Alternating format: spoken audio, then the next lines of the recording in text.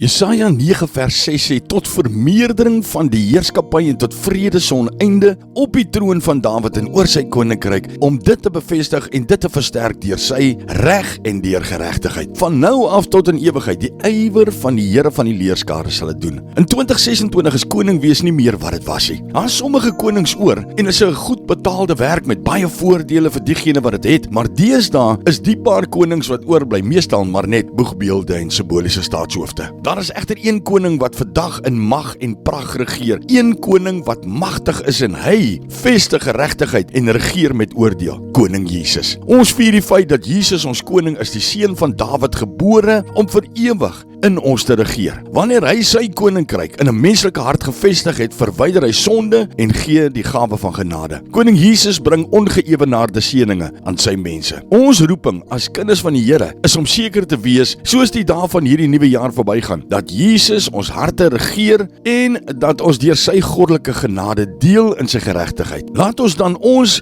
geloof beoefen om Jesus se heerskappy as koning van ons harte en lewens te verwelkom. Hy is die heerser van ons lewens en ons verheug ons daarin om sy onderdane te wees as deel van sy ewige koninkryk. Diegene wat werklik aan die Here behoort, dien 'n lewende God, die Here Jesus Christus. Mag hy in jou hart en lewe heers, onbetwis en oppermagtig. Here, ek verklaar vandag U as heerser oor my lewe. U sit op die troon van my hart. Laat U wil geskied in my lewe soos wat dit U plan en U doel is. In Jesus se naam. Amen.